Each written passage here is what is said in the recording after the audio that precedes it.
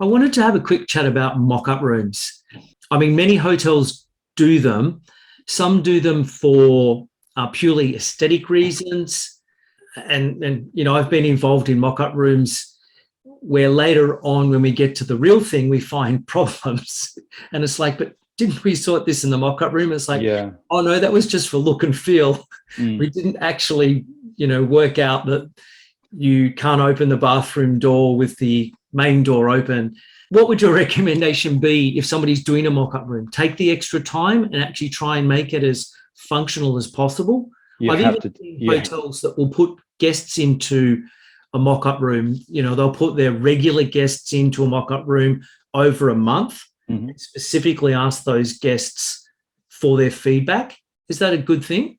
I think I really, from my point of view, it's a no-brainer. You have to do a mock-up room at any time on any project, and it really doesn't matter how many rooms of the hotel you have. You have to do them because you never ever get a hotel room right ever. I've done probably 40 new hotels and about 25 refurbishments, and there's always design pieces or little niggly things that you will always miss. Yep. It doesn't matter how many people you have look at the room or how many people you have stay in the room. There's always these little niggly pieces. So a prototype room is an absolute must. And what it also does is it captures, if you do it properly, that it captures all of those, the problems that you've got and also the costs associated with those as well.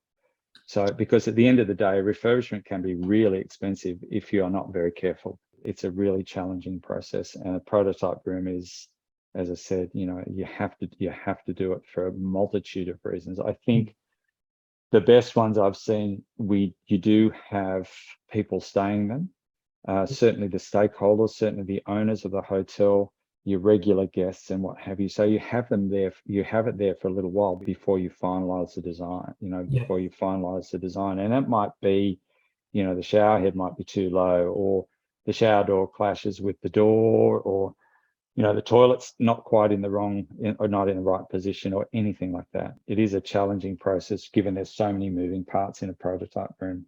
And, you're not even talking about technology yet. That's exactly right. Yes, these are just purely, should be little things, as in, you're right, the shower head being too low for somebody like yourself because you're so tall.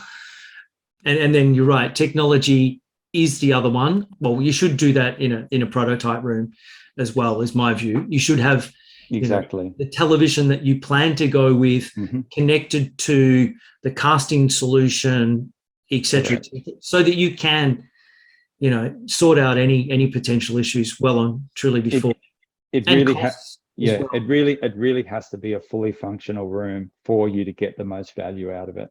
In terms of aesthetics, that's really the easy part. And Mm. typically, if you can afford to do it, depending on the type of refurbishment you're doing, you can do one off-site if you wanted to do that, Yep. but then you actually need to do one on site as well, because the on-site conditions are completely different than building in a, off-site in a warehouse or something like that. Very true.